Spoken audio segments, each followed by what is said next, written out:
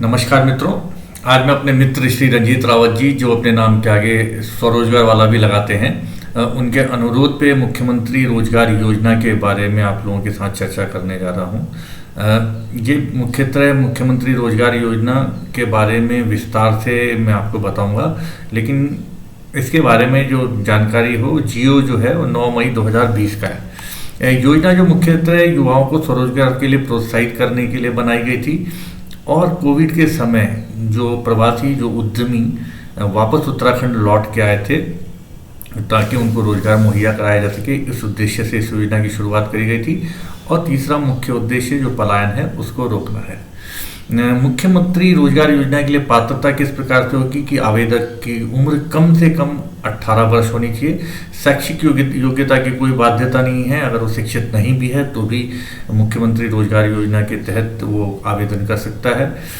योजना के अंतर्गत मैन्युफैक्चरिंग के अंदर, सर्विसेज के अंदर और बिजनेस के तहत वित्त पोषण की सुविधा उपलब्ध कराई जाएगी। और जो आवेदक है वो किसी राष्ट्रीय बैंक या वित्तीय संस्था, सहकारी बैंक आदि का डिफॉल्टर नहीं होना चाहिए और आवेदक ने पिछले 5 सालों के अंदर भारत सरकार या राज्य सरकार द्वारा किसी अन्य स्वरोजगार योजना का लाभ पूर्व में प्राप्त न किया हो।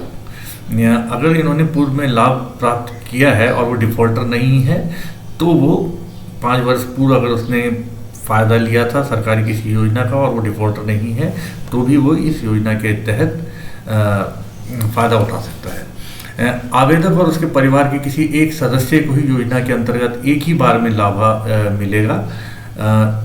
आवेदक को ये पात्रता की शर्तों को पूरी करने के संबंध में एक शपथ पत्र भी डालना पड़ेगा कि उसने पिछले 5 वर्षों से कोई इस प्रकार की सरकारी सहायता नहीं ली है। कोई अगर अनुसूचित जाति, जनजाति, अन्य पिछड़ा वर्ग, अल्पसंख्यक, भूतपूर्व सैनिक, महिला, इनके लिए विशेष प्रावधान है इसके अंदर, तो इसके लिए इनके प्रमाण पत्र साथ में संलग्न करने पड़ेंगे और फर्स्ट कम फर्स्ट बेसिस के आधार पे इसका चयन किया जाएगा। ये जो वेबसाइट है इसमें आप अप्लाई कर सकते हैं msy.uk.government.in। जब आप ऑनलाइन आवेदन करते हैं तो उसके लिए आपको मूल निवास की प्रमाण पत्र चाहिए, पासपोर्ट साइज फ़ोटो चाहिए, विस्तृत परियोजना की रिपोर्ट DPR साथ में संलग्न करनी पड़ेगी, अपलोड करनी पड़ेगी, आधार कॉपी की कॉपी चाहिए, शपथ पत्र, इसका भी फॉर्मेट आपको वेबसाइट पे मिल जाएगा। शिक्षा का प्रमाण पत्र अगर है, नहीं तो शिक्षा के लिए कोई बाध्यता नहीं है। अपनी बैंक की डिटेल कॉपी, जाति प्रमाण पत्र अगर लागू है तो, दिव्यांग प्रमाण पत्र अगर लागू है तो, और राशन कार्ड की कॉपी। हमें इस योजना के बारे में समझने के लिए थोड़ा सा उत्तराखंड को किस प्रकार से डिवाइड किया गया है, किस प्रकार से अलग अलग क्षेत्रों में बांटा गया है, उसके बारे में भी जानकारी होनी जरूरी है, क्योंकि अभी ये मुख्यमंत्री स्वरोजगार योजना के बारे में बताया जा रहा है। बाद में MSME 2015 के बारे में भी हम आपके साथ इस चर्चा करेंगे, क्योंकि मुख्यमंत्री रोजगार योजना जो है वो 2015 की जो MSME की योजना थी उसी का ही एक्सटेंशन है, उसी को ही विस्तारित किया गया था। तो उत्तराखंड को 4 भागों में मुख्य रूप से डिवाइड किया गया है और उसी के अनुरूप ऋण माफ़ी करी जाती है या अनुदान दिया जाता है। कैटेगरी ए में पूरा पिथौरागढ़, उत्तरकाशी, चमोली, चंपावत, रुद्रप्रयाग और बागेश्वर जिले आते हैं। कैटेगरी बी के अंदर पूरा पौड़ी गढ़वाल, टिहरी गढ़वाल, अल्मोड़ा आता है। देहरादून के जो हिली डेवलपमेंट ब्लॉक्स हैं वो आते हैं। विकासनगर, डोईवाला, सहसपुर और राजपुर नहीं आते उसमें। और नैनीताल के जो हिली डेवलपमेंट ब्लॉक हैं, हल्द्वानी और रामनगर को छोड़ के, वो कैटेगरी बी के तहत आएंगे। कैटेगरी सी के अंदर जो समुद्र तल से 650 मीटर की ऊंचाई से ज़्यादा हैं, जैसे रायपुर, सहसपुर, विकासनगर, डोईवाला डेवलपमेंट ब्लॉक हैं देहरादून के, वो आते हैं। और रामनगर और हल्द्वानी डेवलपमेंट ब्लॉक नैनीताल के हैं, वो आते हैं। कैटेगरी डी के अंदर पूरा हरिद्वार और उधम सिंह नगर और देहरादून और नैनीताल के बचे हुए क्षेत्र आते हैं। ये बताना इसलिए ज़रूरी है क्योंकि इन्हीं के अनुसार आपको ऋण या अनुदान की सीमा निर्धारित की जाती है। तो जो कैटेगरी ए के जो क्षेत्र हैं उसमें मैन्युफैक्चरिंग क्षेत्र में 25% का अनुदान मिलेगा, जो कि अधिकतम जो है 6.2 लाख के आसपास होगा। और सर्विस के क्षेत्र में 25% यानी कि 2.5 लाख के आसपास मिलेगा। ये ऐसा इसलिए है क्योंकि मैन्युफैक्चरिंग क्षेत्र में जो अधिकतम सीमा है वो 25 लाख की निर्धारित की गई है, और व्यवसाय और सेवा क्षेत्र के लिए जो अधिकतम सीमा निर्धारित की गई है वो 10 लाख के आसपास है।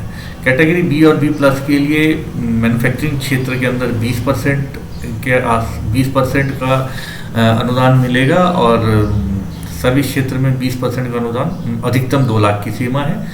बी और बी प्लस के अंदर विनिर्माण मैन्युफैक्चरिंग के क्षेत्र में अधिकतम सीमा जो है वो 5 लाख की है। कैटेगरी सी के अंदर, यानी जो क्षेत्र कैटेगरी सी के अंदर आते हैं, उसमें विनिर्माण यानी मैन्युफैक्चरिंग के क्षेत्र में 15%, अधिकतम जो है 3.7 लाख के अनुदान मिलेगा, और सर्विस क्षेत्र के अंदर अधिकतम जो है 1.5 लाख के का अनुदान मिलेगा। कैटेगरी डी के अंदर भी वही है, 15% और 15%। ये जो अनुदान है, ये जो आपका उद्यम है, वो 2 साल तक सफल संचालन के पश्चात ही आपको रिफर्बिश किए जाएंगे। सामान्य श्रेणी के जो लाभार्थी हैं इस योजना के अंदर, वो 10% अपना अंशदान जो है वो बैंक में जमा कराएंगे। जो विशेष श्रेणी है, अनुसूचित जाति, अनुसूचित जनजाति, अन्य पिछड़ा वर्ग, अल्पसंख्यक, पूर्व सैनिक, महिला एवं दिव्यांगजन, इनको 5% स्वयं का अंशदान जमा कराना पड़ेगा।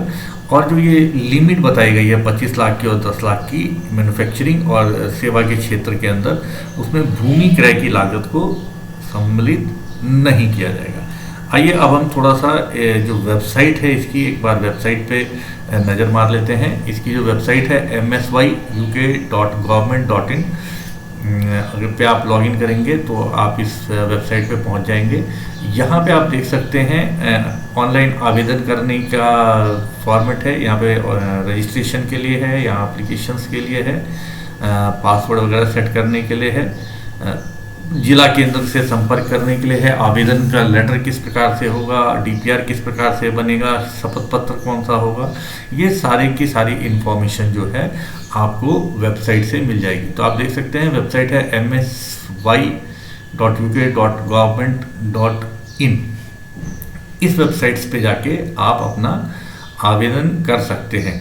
और अगर किसी भाई को समस्या आ रही है इस प्रकार के कार्य करने में, तो मैं अपना पर्सनल नंबर नीचे लिख दूंगा, आप वहां से नंबर देख के मुझसे संपर्क स्थापित कर सकते हैं।